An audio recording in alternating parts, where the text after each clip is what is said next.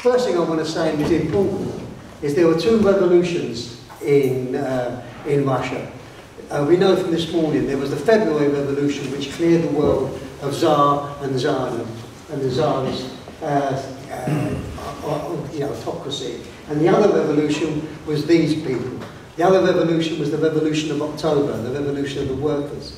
And for me, this is one of the great photographs of all time, because it is the Putilov Works in 1917. It is a factory joined together. And look at the, you can't do it now, I haven't got time, but you look at each face, and each face is a character, each face tells a story. But the most important story that they tell collectively is that they have gone from being the object of history to the subject of history. They have taken control. They have moved their own lives into taking power. Trotsky said, the revolution is, in the first place, an awakening of human personality in the masses, who were supposed to possess no personality. The revolution is, before and above all, the awakening of humanity, its onward march. This is what came out of the factory, elected the delegates in the workers' committees, and the workers' committees came to the Soviets. This is an opera, this is a work of art of enormous scale. This is the first great work of art of the Russian Revolution. Out in the streets, again, the army and the workers, and I think it's interesting that most of the people sitting on top of those wagons are women.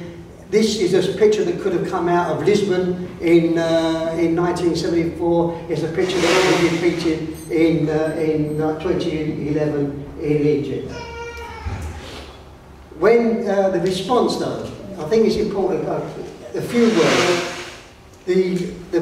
When they took power in October, the first people they elected was the Commissar for Enlightenment, Tony Lunacharsky. Lunacharsky was on the Central Committee, long-time Bolshevik member, long history of imprisonment, non-imprisonment, and working with the Bolsheviks underground and overground.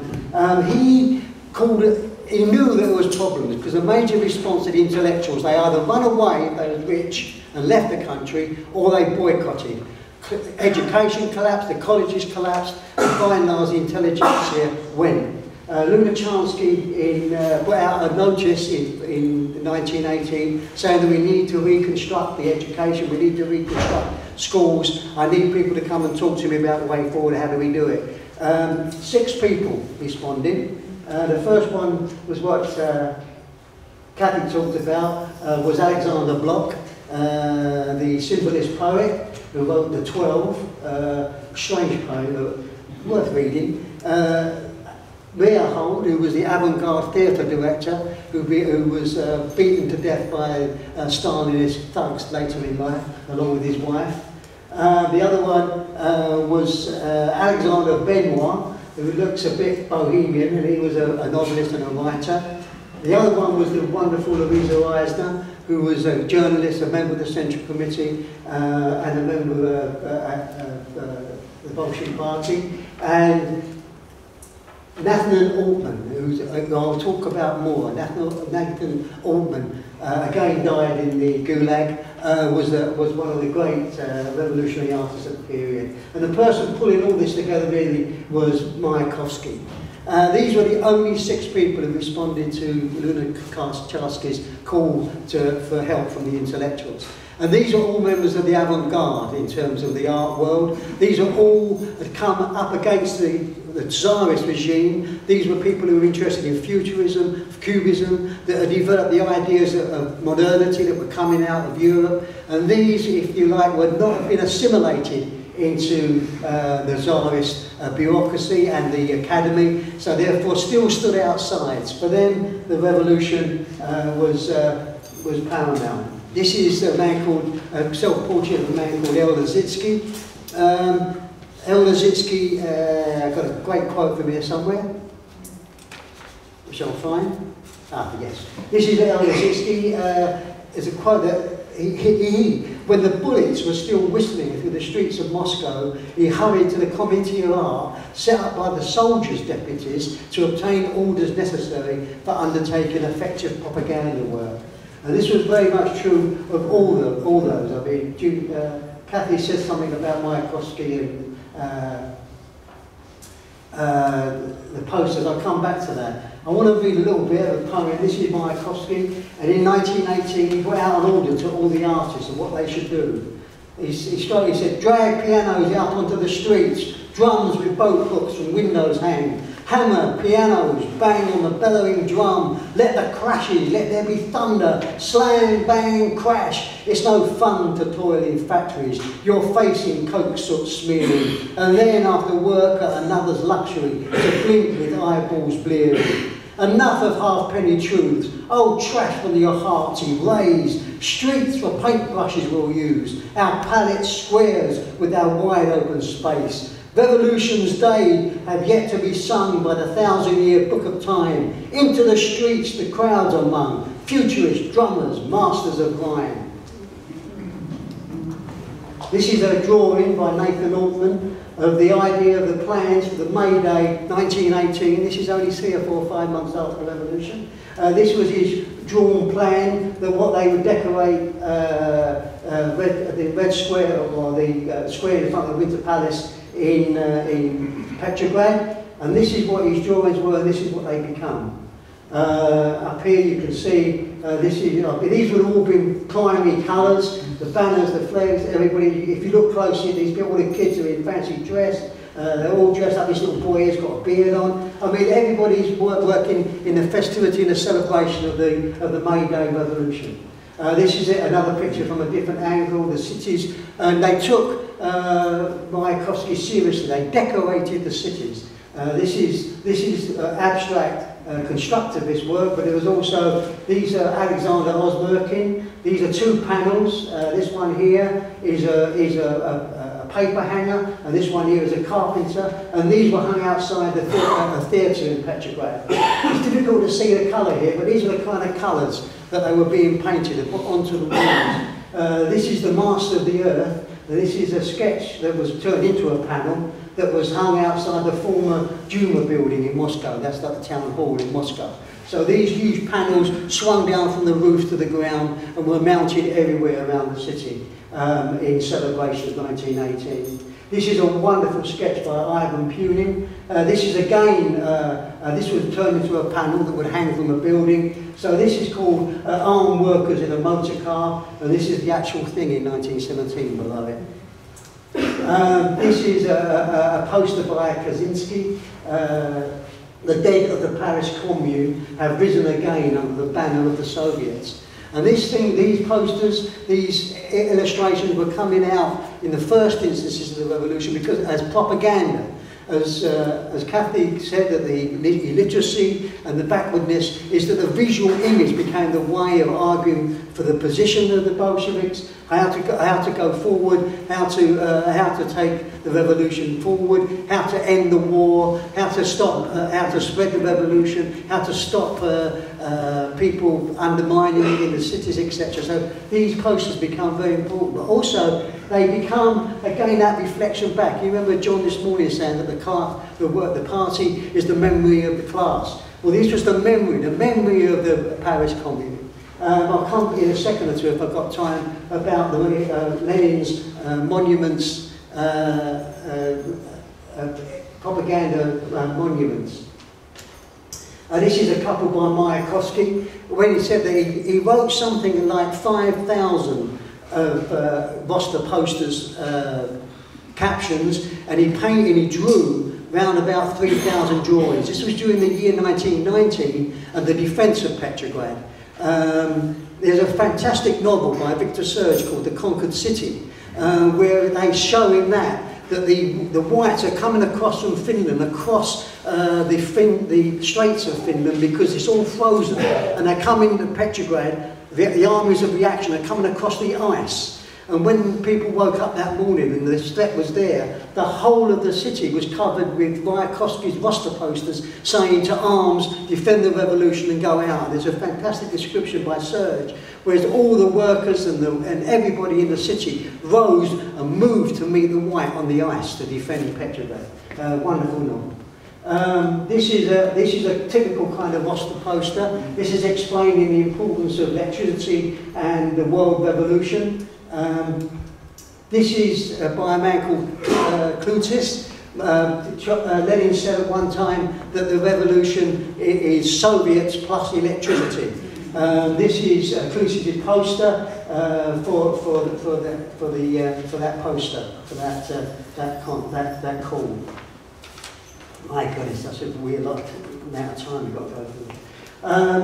This again is what developed. Propaganda was the key question. The government itself had set up an agitprop section under Lunacharsky. Alone, it directed the work of 453 art institutions involved in poster production. And also is that the government gave many commissions out to artists to stop them from dying in the starving period. You know, if you know from this morning, because of the blockade, because of the backwardness of Russia anyway, is that the hardships of 1919, 1920 were terrible, absolutely terrible. In fact, parts of Russia, cannibalism returned because the starvation was so bad. Right in the middle of all this, there's a revolution going on. There's a revolution in art going on. There's the best forms of literature being made. There's the best forms of theatre being made, and also in terms of the art. They took out trains. They called the propaganda train. This is a picture of one here with a village coming to go into it. On the train, there would have been bookshops. There would have been pamphlets. There would have been leaflets. There would have been a platform for speaking, and also there would be the cinema. This is a little cinema inside the train. People right out in the outskirts is to take the revolution out to the countryside, out to the provinces. These people had never seen film. They thought it was absolutely magical. Film became, for Lenin anyway, film was the most revolutionary form to propagandise the revolution. A man called Huntley Carter, who went out, he was a teacher in Wales, and he was in Moscow just after the revolution. He said, in Moscow, the population had been quickened to such a degree that the city resembles a human volcano in eruption. For many a day, its streets have been running with molten human lava, in the form of demonstrations, parades, pageants, festivals, while its air has been dense with banners and festoons and cries. In such unending excitement and uplift, the new population expressed themselves in that dramatic form which is innate in human beings. What he meant by that was theatre. Extraordinary amount of theatre. Lunacharsky done a lecture on Shakespeare's tragedies to an audience of 15,000 right in the middle of the Civil War in this main square in Petrograd. I mean, enormous thirst. I can't read out a wonderful quote from 10 Days That Shook the World. You read 10 Days That Shook the World, and it explains how the people poured out, and knowledge was soaked up like water in sand as people wanted to find out the world that they had inherited. Whose was it? It's now ours. What did it do? I want to find out what. This is a drawing for the great enactment of the storming of the Winter Palace. On this side here is the workers' quarters. This side here is the bourgeoisie. I mean, wonderful expression. This is all the crowds of people coming in. This is a sketch for it. This is when it took place. Here's the workers' quarters here. There's the people. All the people were here. More people died in the reenactment of the storming of the Winter Palace than in the storming of the Winter Palace itself. So big was the excitement about reenacting their history, their short history, the history that had just taken place. This is Lenin and Trotsky, the monumental propaganda. Lenin had the idea that to keep artists alive, but also to argue the expression about what the revolution was all about, that they should replace all the Tsarist statues, all the Tsarist monuments, with revolutionary ones. So they took down a statue of Alexandra the Great, and they stuck up a picture of Danton. They took down Admiral this and Archduke that, and they stuck up statues of the leaders of the Paris Commune, Marx and Engels. And this monument, this is an opening one here. Trotsky can't resist saluting for some reason, but he's always saluting. You see, wonderful hat that Lenin's got on. This is what they're opening. They're opening this great work here. And this work is called To Those Who Fell Fighting for the Cause of Peace and the Brotherhood of Nations. And this is being opened. You can't see because I haven't got a colour picture of it, but it's all gold and rust and beautiful colours. And there's Lenin with his hat on. There's little kids. The whole thing going up. So, but Lenin used these, or the Bolsheviks used these to cement the ideas of the revolution. The artists came on board on block to aid it. The greatest monument is the iconic Taplin's monument to the Third International. Could not possibly have been built, but is still seen as the iconic monument of the Russian Revolution. This is horse-drawn, not with carts and stuff, so it's not whizzing around in trucks and lorries. But this is Taplin's model that was brought onto an opening of the Third International Second Congress. And these are all the people who have come out for the Second Congress of the Third International. And he's bringing out a show, look what I want to build. This is the monument I want to build to the Russian Revolution. It's an absolute joke, of course, because it's bigger than the Eiffel Tower, if they'd ever built it. It wasn't enough steel in the world, let alone in Russia.